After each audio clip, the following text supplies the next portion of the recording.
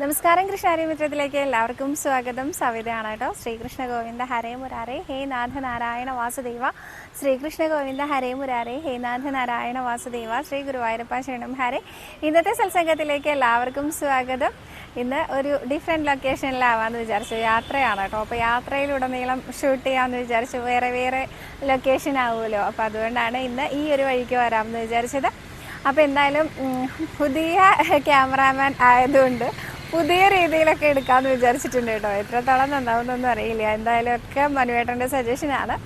നമുക്ക് നോക്കാം എത്രത്തോളം നിങ്ങൾക്കൊക്കെ ആനന്ദകരമായിരിക്കും എന്നുള്ളത്. എന്തായാലും ഇന്നത്തെ വിശേഷങ്ങളും ഗുരുവായൂരപ്പൻ്റെ വിശേഷങ്ങൾ തന്നെയാണ്. ഗുരുവായൂരപ്പൻ്റെ വിശേഷങ്ങളിലേക്ക് ഇന്നലെ ശ്രീലകത്ത് ഉണ്ടായിരുന്ന രൂപം എന്ന് പറഞ്ഞാൽ നിങ്ങൾക്ക് മനസ്സിലാവില്ല. കാരണം ഇത് ഞാൻ എന്ന് അപ്ലോഡ് ചെയ്യുക എന്നുള്ളത് അറിയില്ല.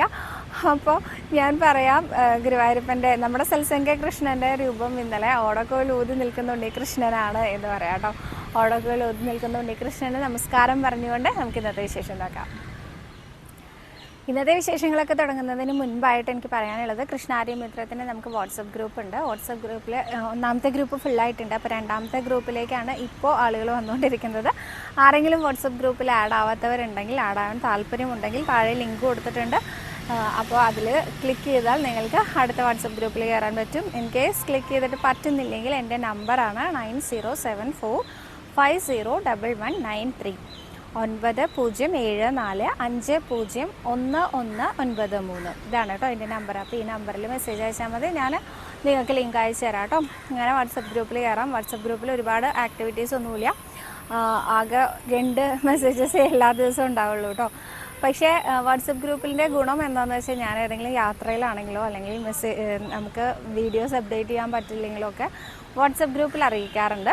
അപ്പോൾ അതുകൊണ്ടാണ് ഞാൻ വേണമെങ്കിൽ നിങ്ങൾക്ക് ആഡ് ആവാം എന്ന് പറഞ്ഞത് കേട്ടോ. അപ്പോൾ ഇന്നത്തെ ചോദ്യങ്ങൾ നോക്കാം നമുക്ക്. കാരണം കഴിഞ്ഞ കുറച്ച് ദിവസമായിട്ട് നമ്മൾ തിരുവനന്തപുരം യാത്രാവിശേഷങ്ങളും മറ്റു കാര്യങ്ങളൊക്കെ ആയിട്ട് പോയ കാരണം കുറേ ചോദ്യങ്ങളൊക്കെ പെൻഡിങ് ആയിട്ടുണ്ടായിരിക്കും അല്ലേ. അപ്പോൾ നമുക്ക് ഇന്നത്തെ ദിവസം ചോദ്യങ്ങൾ നോക്കാമെന്ന് വിചാരിക്കുന്നു. ആദ്യത്തെ ചോദ്യത്തിലേക്ക്. ശില്പമോൾ എന്നൊരു ഭക്ത വെച്ചിട്ടുണ്ട്, അടിപ്രദക്ഷിണം വെക്കുന്നതിൻ്റെ പ്രാധാന്യം പറയുമോ? എത്ര തവണയാണ് അടിപ്രദക്ഷിണം വെക്കേണ്ടതെന്ന്? അങ്ങനെ ഇത്ര തവണ എന്നൊന്നുമില്ല കേട്ടോ. അതൊക്കെ ഭക്തയുടെ ഇഷ്ടമാണ്. എത്ര തവണ അടിപ്രദക്ഷിണം വെക്കണം എന്നുള്ളത് നമ്മളാണ് തീരുമാനിക്കുന്നത്. ഒരു പ്രദക്ഷിണം തുടങ്ങിയാൽ അത് പൂർത്തീകരിക്കണം എന്നത് മാത്രമാണ് നിയമം. ഇനി അതിൻ്റെ പ്രാധാന്യം എന്താണെന്ന് വെച്ചാൽ, പുരുഷന്മാർ ശയനപ്രദക്ഷിണം ഉരുളുന്നതിന് തുല്യമാണ് സ്ത്രീകൾ അടിപ്രദക്ഷിണം വെക്കുന്നത്. അതിൻ്റെ പ്രാധാന്യം എന്ന് പറയുന്നത് നമ്മൾ നേരുന്നതാണ്. ഓരോ കാര്യങ്ങളും കൊണ്ട് നമ്മൾ ഭഗവാനോട് അനേകം പ്രാരബ്ധങ്ങളും പറഞ്ഞു വരാറുണ്ടല്ലോ. അപ്പോൾ ഭഗവാനെ ഞാൻ അടിപ്രദക്ഷിണം വെച്ചേക്കാം എന്നൊക്കെ നേരാറുണ്ടല്ലോ. അത്രയേ ഉള്ളൂ. അതിൻ്റെ കാര്യത്തിനൊന്നുമില്ല കേട്ടോ. അതൊക്കെ ഭക്തയും ഭഗവാനും തമ്മിലുള്ള ബന്ധത്തിനനുസരിച്ച് എന്നേ പറയാൻ പറ്റുള്ളൂ. ജയലക്ഷ്മി ബിജു എന്നൊരു ഭക്ത ചോദിച്ചിട്ടുണ്ട്, കിഴിപ്പണം കൊണ്ടുവന്നാൽ എവിടെയാണ് സമർപ്പിക്കേണ്ടത്? പട്ടിൽ പൊതിഞ്ഞു കൊണ്ടുവരണമോ? ഇങ്ങനെയാണ് എന്ന്.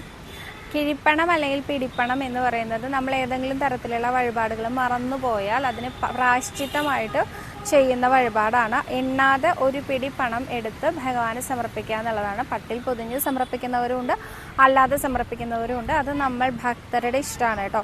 അതെവിടെയാണ് സമർപ്പിക്കേണ്ടതെന്ന് ചോദിച്ചാൽ, നാലമ്പലത്തിനകത്ത് നമ്മൾ തൊഴാൻ പോകുന്ന സമയമാണെങ്കിൽ നമുക്ക് മണ്ഡപത്തിൽ സമർപ്പിക്കാം. അതല്ല പുറത്ത് ഭണ്ണാരത്തിൻ്റെ അവിടെ വരെ നമ്മൾ ചുറ്റമ്പലത്തിൽ മാത്രമേ തൊഴുന്നുള്ളൂ എങ്കിൽ കൊടിമരത്തിൻ്റെ ചോടയുള്ള ഭണ്ണാരത്തിൻ്റെ മുകളിൽ സമർപ്പിക്കാം. അതും ഭക്തയുടെ ഇഷ്ടമാണ്. ലതാ സദാശിവൻ എന്നൊരു ഭക്ത വെച്ചിട്ടുണ്ട്, സവിതയുടെ വാട്സപ്പ് നമ്പർ തരുമോ എന്ന്. 9074501193. ഇതാണ് എൻ്റെ വാട്സപ്പ് നമ്പർ. 9074501193. ഇതാണ് കേട്ടോ വാട്സപ്പ് നമ്പർ. അപ്പോൾ ഈ വാട്സപ്പ് നമ്പറിൽ വിളിച്ചാൽ കിട്ടില്ല എന്ന് ഞാൻ പറയും. കാരണം ഞാൻ ഇടയ്ക്കൊക്കെ ഫോൺ എടുക്കുള്ളൂ. നിങ്ങൾക്ക് എന്താവശ്യം ഉണ്ടെങ്കിലും വോയിസ് മെസ്സേജ് ഇട്ട് വെച്ചോളൂ. ഞാൻ നിങ്ങൾക്ക് മെസ്സേജിലൂടെ തന്നെ റിപ്ലൈ തരാം കേട്ടോ. എടുത്തിട്ടില്ലെങ്കിൽ ഇത് വിളിച്ചാൽ കിട്ടുന്ന നമ്പർ തന്നെയാണ്, പക്ഷേ ഞാൻ എടുക്കാറില്ല എന്നുള്ളതാണ് സത്യം. നിങ്ങൾക്കറിയാലോ, എനിക്ക് 3 കുട്ടികളുണ്ട്. അപ്പോൾ അവരുടെ കാര്യങ്ങളൊക്കെ നോക്കുന്നത് ഞാൻ തന്നെയാണ്. പിന്നെ അതുപോലെ തന്നെ വീട്ടിലെ കാര്യങ്ങളും എല്ലാം കൂടി ആകുമ്പോൾ നല്ല തിരക്ക് വരുന്നുണ്ട്. അപ്പോൾ അതിൻ്റെ ഇടയിൽ എടുക്കാത്തതാണ്. ആർക്കും പരിഭവമൊന്നും തോന്നരുത്. ഞാൻ വോയിസ് ആയിട്ട് തന്നെ റിപ്ലൈ തരുന്നതാണ് കേട്ടോ. കുറേ മെസ്സേജും കുറേ കോൾസും വരുന്നുണ്ട്. അതുകൊണ്ടാണ് എല്ലാം ഒന്നും എടുത്തെത്തിക്കാൻ പറ്റാത്തത്. ചിലതൊക്കെ ഞാൻ എടുത്തും മറുപടി പറയുന്നുണ്ട്, പക്ഷെ എപ്പോഴും എനിക്ക് എടുക്കാൻ പറ്റാറില്ല. അതുകൊണ്ടാണ്, ഒന്നും വിചാരിക്കരുത്. അപ്പം നമ്പർ ഒന്നും കൂടി പറയുന്നു, 9074501193. മിനിമോൾ എന്നൊരു ഭക്ത വെച്ചിട്ടുണ്ട്, ഉച്ചപൂജയ്ക്ക് നട അടച്ചു തുറക്കുമ്പോൾ അലങ്കാരം മാറ്റുമോ ഭഗവാന്റെ എന്ന്. ഉച്ചപൂജയ്ക്കാണ് മുഴുവനായിട്ടുള്ള അലങ്കാരം ഉണ്ടാവുക കേട്ടോ. അതുവരെ മുഖം മാത്രമേ ചന്ദനം ചാർത്തിയിട്ടുണ്ടാവുള്ളൂ. എന്നാൽ ഉച്ചപൂജയ്ക്ക് നട അടച്ച് തുറക്കുമ്പോഴേക്കും ഉണ്ണി ഉച്ചയ്ക്കുള്ള ഊണൊക്കെ കഴിഞ്ഞ് നല്ല സുന്ദര കുട്ടപ്പനായിട്ട് ഒരുങ്ങി നിൽക്കുന്നുണ്ടാവും. ആ സമയത്താണ് നമുക്ക് പല പല പല രീതിയിൽ ഒരുക്കിയ ഉണ്ണികൃഷ്ണനെ കാണാൻ സാധിക്കുക. മത്സ്യാവതാരമായിട്ടും കുറുമാവതാരമായിട്ടും രാധാകൃഷ്ണന്മാരായിട്ടും അതുപോലെ ഗോപീകൃഷ്ണനായിട്ടും അതുപോലെ ഗോവർദ്ധനഗിരി ഉയർത്തി നിൽക്കുന്ന ഉണ്ണികൃഷ്ണൻ, ഒരലുമ കെട്ടിയ ഉണ്ണികൃഷ്ണൻ, അങ്ങനെ പല രീതിയിലുള്ള ലീലകൾ നമുക്ക് കാണാൻ സാധിക്കുക ഉച്ചപൂജയ്ക്ക് നട തുറന്നതിന് ശേഷമാണ് കേട്ടോ. ആ സമയത്ത് ഇനി മറ്റശുദ്ധികളൊന്നും പറ്റിയിട്ടില്ല വെച്ചാൽ ഇതേ അലങ്കാരം തന്നെയാണ് പിറ്റേ ദിവസം നിർമാല്യം വരെ ഉണ്ടാവുക. നിർമാല്യത്തിനും കൂടി നമുക്ക് അതേ അലങ്കാരം തന്നെയാണ് കാണാൻ സാധിക്കുക. മറ്റശുദ്ധികളൊന്നും വന്നിട്ടില്ല വെച്ചാൽ. അപ്പോൾ ഇനി മറ്റശുദ്ധികൾ എന്ന് പറഞ്ഞാൽ എന്താണെന്ന് വെച്ചാൽ ഏതെങ്കിലും തരത്തിലുള്ള പുണ്യാഹം പറ്റുകയാണെങ്കിൽ അപ്പോൾ ആ ഒരു ബിംബത്തിന് അഭിഷേകമൊക്കെ വേണമല്ലോ. അതുകൊണ്ട് തന്നെ ഗുരുവായൂരപ്പന് ഒന്നുകൂടി കുളിക്കണമല്ലോ. അപ്പോൾ അതുകൊണ്ട് തന്നെ ആ സമയത്ത് അലങ്കാരമൊക്കെ മാറ്റും കേട്ടോ. ശ്രീദേവ് എന്നൊരു ഭക്തൻ ചോദിച്ചിട്ടുണ്ടെങ്കിൽ ഞാൻ ആ മെസ്സേജ് വായിക്കാം കേട്ടോ. ഗുരുവായൂരപ്പന് മുന്നിൽ ഭജനം ഇരിക്കുമ്പോൾ ഭഗവാന്റെ ഉച്ച നേരത്തെ അന്നദാനം ഭഗവാന്റെ നട അടച്ചതിന് ശേഷം കിട്ടുമോ? അതായത് ഉച്ചവരെ, നിർമാല്യം മുതൽ ഉച്ചപൂജ വരെ ഭഗവാന്റെ നടയിൽ ഭജനം ഇരുന്നതിന് ശേഷം ഉച്ചപൂജയ്ക്ക് നട അടച്ചതിന് ശേഷം പോയി നിന്നാൽ നമുക്ക് ആ പ്രസാദൂട്ടെന്ന് കഴിക്കാൻ സാധിക്കുമോ എന്നുള്ളതാണ് ശ്രീദേവിൻ്റെ ചോദ്യം. അത് ഡിപ്പെൻസ്ന്നേ പറയാൻ പറ്റുള്ളൂ കേട്ടോ. ഉച്ചപൂജയ്ക്ക് നട തുറന്ന ഉടനെയാണെങ്കിൽ 12:30 ആ സമയത്തൊക്കെയാണ് നമ്മൾ നട തുറന്നു എന്നറിഞ്ഞ് ഭഗവാനെ ഒന്ന് പുറത്തുനിന്ന് കണ്ട് തൊഴുത് നമസ്കരിച്ച് ആ ഒരു വരിയിൽ കയറുകയാണെങ്കിൽ പ്രസാദോട്ടിന് നമുക്ക് ഭക്ഷണം കഴിക്കാൻ പറ്റും. പക്ഷെ അതും കഴിഞ്ഞ് നമ്മൾ എല്ലാ തൊഴിലും കഴിഞ്ഞ് വരുമ്പോഴേക്കും ഇവിടെ 2 മണിക്ക് മുമ്പായിട്ട് ക്ലോസ്, 2 മണിക്ക് ഭക്ഷണം കൊടുക്കൽ നിർത്തും എന്നാണ് പറയുക. അപ്പോൾ അതിന് മുമ്പ് തന്നെ വരി ക്ലോസ് ചെയ്യുന്നതാണ്. അപ്പോൾ നമുക്ക് കിട്ടിക്കൊള്ളണം എന്നില്ല. അപ്പം നിങ്ങളുടെ മനസ്സിൽ കണക്കാക്കണം അവിടെ 1 മണി വരെയാണ് പ്രസാദോട്ട് ഉണ്ടാവുക എന്ന്. അപ്പം അതിനനുസരിച്ച് വേണം നിങ്ങൾ പോകാനായിട്ട്. അത്രയേ ഉള്ളൂ കേട്ടോ.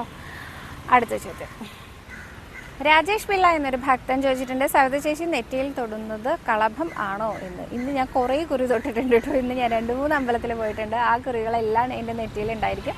സാധാരണ ഞാൻ തൊടുന്നത് ഗുരുവായൂർ അമ്പലത്തിൽ കളഭം തന്നെയാണ്. ഏതാണ്ട് ഒരു ഓറഞ്ച് കളറിലാണ് കളഭം ഉണ്ടാവുക കേട്ടോ. ചന്ദനത്തിൻ്റെ കളറ് നിങ്ങൾക്ക് എല്ലാവർക്കും അറിയുന്നുണ്ടാവും. ഓഫ് വൈറ്റ് എന്നോ ക്രീം എന്നൊക്കെ പറയുന്ന കളറാണ്. പക്ഷേ ഇത് ഓറഞ്ച് മഞ്ഞ ഒക്കെ കലർന്ന ഒരു കളറാണ് കളഭത്തിന് ഉണ്ടാവുക. അതാണ് ഞാൻ സാധാരണയായിട്ട് തൊടാറുള്ളത് കേട്ടോ. ശൈല എന്നൊരു ഭക്ത വെച്ചിട്ടുണ്ട്, വാട്സപ്പ് ഗ്രൂപ്പിൻ്റെ കാര്യം പറഞ്ഞപ്പോൾ 1ാമത്തെ ഗ്രൂപ്പിലെ അംഗമാണ് ശൈലാജി. ഇനി 2ാമത്തെ ഗ്രൂപ്പിലും അംഗമാവണോ എന്ന്. ഇല്ല കേട്ടോ, ഒരേ മെസ്സേജസ് തന്നെയാണ് 1ലും 2ലും വരുന്നത്. അത് 1ാമത്തെ ഗ്രൂപ്പ് ഫുൾ ആയതുകൊണ്ടാണ് നമ്മൾ 2ാമതൊരു ഗ്രൂപ്പ് തുടങ്ങിയത്. അപ്പോൾ 1ാമത്തെ ഗ്രൂപ്പിലുള്ള ആളുകൾ 2ാമത്തെ ഗ്രൂപ്പിൽ വീണ്ടും ജോയിൻ ചെയ്യേണ്ട ആവശ്യമില്ല കേട്ടോ. സെയിം മെസ്സേജ് തന്നെയാണ് അതിൽ വരുന്നത്. പിന്നെ ഈ ഒരു കഴിഞ്ഞ എൻ്റെ വീഡിയോൻ്റെ താഴെ ഒരുപാട് പേര് നമ്പർ ചോദിച്ചിട്ടുണ്ട്. അതായത് നമ്പർ കിട്ടുന്നില്ല, അതിന് താഴെ ഡിസ്ക്രിപ്ഷൻ ബോക്സിൽ നിന്ന് എടുക്കാൻ അറിയില്ല എന്ന് പറഞ്ഞിട്ട് കുറേ പേര് ചോദിച്ചിട്ടുണ്ടായിരുന്നു നമ്പർ. അപ്പോൾ ഞാൻ ഈ എപ്പിസോഡിൽ 3ാമത്തെ തവണയാണ് പറയണം. അപ്പോൾ ഒന്നും കൂടെ പറയാം, 9074501193 9074501193 ഇതാണ് കേട്ടോ നമ്പർ. അപ്പോൾ ഈ നമ്പർ നോട്ട് ചെയ്തോളൂ. ഈ നമ്പറിൽ വാട്സപ്പുള്ള നമ്പറാണ്, വാട്സപ്പ് ചെയ്തോളൂ കേട്ടോ. വിളിച്ചാൽ ഞാൻ ചിലപ്പോൾ എടുക്കുന്നതല്ല. അടുത്ത ചോദ്യം ആൻസി എന്നൊരു ഭക്ത വെച്ചിട്ടുണ്ട്, സവിത ചേച്ചി ഗുരുവായൂർ വന്നാൽ എവിടെയാണ് കാണാൻ സാധിക്കാമെന്ന്. എൻ്റെ നമ്പർ പറഞ്ഞിട്ടുണ്ടല്ലോ കൂട്ടി, നമ്പറിൽ വിളിച്ചോളൂ കേട്ടോ. അപ്പോൾ നടയിലുണ്ടെങ്കിൽ ഞാൻ അവിടെ ഗുരുവായൂരുള്ള സമയത്താണെങ്കിൽ ഞാൻ വന്ന് കാണാം കേട്ടോ.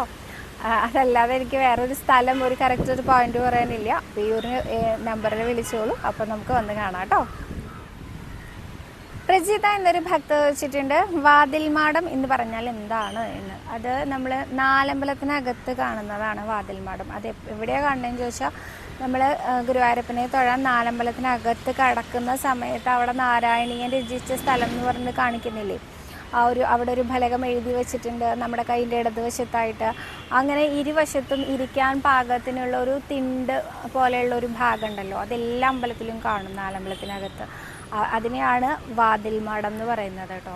അകത്ത് കെട്ടും പടിയെന്നോ വാതിൽമാടമെന്നോ ഒക്കെ പറയുന്നത് ആ ഒരു ഭാഗത്തിനെയാണ്. അപ്പോൾ ഇനി പോകുമ്പോൾ ശ്രദ്ധിച്ചോളൂ, ഏതെങ്കിലും അമ്പലത്തിൽ പോയാലും കാണാൻ പറ്റും. അപ്പോൾ ഇന്ന് അത്രയും ചോദ്യങ്ങളേ ഉള്ളൂ. കൂടുതൽ ചോദ്യങ്ങളും കൂടുതൽ വിശേഷങ്ങളും ഒക്കെ ആയിട്ട് വീണ്ടും മാറിയുള്ള ലൊക്കേഷനിലൂടെ നിങ്ങളെ കാണാൻ വരാൻ സാധിക്കട്ടെ എന്ന് ഞാൻ വീണ്ടും ഗുരുവായൂരപ്പനോട് പ്രാർത്ഥിക്കുകയാണ്. ഒപ്പം നിങ്ങളോട് ഒന്നുകൂടെ പറയുന്നു, നമ്മളുടെ വാട്സപ്പ് ഗ്രൂപ്പുണ്ട്. രണ്ടാമത്തെ ഗ്രൂപ്പിൽ ആഡ് ആവാൻ താല്പര്യമുള്ള ആളുകൾ താഴെ കാണുന്ന ലിങ്കിൽ ക്ലിക്ക് ചെയ്താൽ മതി. ലിങ്കിൽ കിട്ടുന്നില്ലെങ്കിൽ എനിക്ക് പേഴ്സണലി ഒരു മെസ്സേജ് ഇട്ടാൽ മതി. അപ്പോൾ ഞാൻ ലിങ്ക് അയച്ചു തരാം. ഇനി വാട്സപ്പ് ഗ്രൂപ്പിൽ എന്താണെന്ന് ചോദിച്ചാൽ, വാട്സപ്പ് ഗ്രൂപ്പിൽ എല്ലാ ദിവസവും 2 നേരം ഒരു മെസ്സേജ് ഉണ്ടായിരിക്കും. ഒന്നുമില്ല, നമ്മളൊരു ഒരു ബെഡ് ടൈം സ്റ്റോറിയോ അല്ലെങ്കിൽ ഒരു രാവിലത്തെ എന്തെങ്കിലും ഒരു വിശേഷമോ പറയുന്ന 2 ഓഡിയോസ് മാത്രമേ ഉള്ളൂ കേട്ടോ. അതിൽ ഒരുപാട് മെസ്സേജസ് ഒന്നുമില്ല. മാത്രമല്ല അതിൽ പിന്നീട് നമ്മളുടെ ഈ ഒരു സെഷൻ ഇല്ലാത്ത ദിവസം അതൊന്ന് അപ്ഡേറ്റ് ചെയ്യുന്നുണ്ട്. അത്ര കുഞ്ഞു കുഞ്ഞു കാര്യങ്ങൾ മാത്രമാണ് വാട്സാപ്പിലുള്ളത്. അപ്പോൾ ആർക്കെങ്കിലും ജോയിൻ ചെയ്യാൻ താല്പര്യമുണ്ടെങ്കിൽ നിങ്ങൾ താഴെ കാണുന്ന ആ ഒരു നമ്പറിൽ മെസ്സേജ് അയക്കുക, അതല്ലെങ്കിൽ ലിങ്കിൽ ക്ലിക്ക് ചെയ്യുക, അങ്ങനെ എന്തെങ്കിലും ചെയ്തോളൂ കേട്ടോ. അപ്പോൾ അത്രയേ ഉള്ളൂ. നാളെ പുതിയ ലൊക്കേഷനിൽ നിന്ന് പുതിയ വിശേഷങ്ങളുമായി നിങ്ങളുടെ അടുത്തേക്ക് വീണ്ടും വരാൻ സാധിക്കട്ടെ. ഗുരുവായൂരപ്പൻ്റെ പുതിയ കഥകളോ കുഞ്ഞു കുഞ്ഞു വിശേഷങ്ങളോ ഒക്കെ കൊണ്ടിട്ട് വിട്ടുപോയ ചോദ്യങ്ങളൊക്കെ കൊണ്ട് നാളെ വരാമെന്ന് വിചാരിക്കുന്നു. ഇനി ആരുടെയെങ്കിലും ചോദ്യങ്ങൾ ഞാൻ കുറേ ദിവസമായിട്ട് പെൻഡിങ് വെച്ചിട്ടുണ്ടെങ്കിൽ ആ ചോദ്യങ്ങളൊന്നും കൂടെ ചോദിക്കാൻ മറക്കരുത് കേട്ടോ.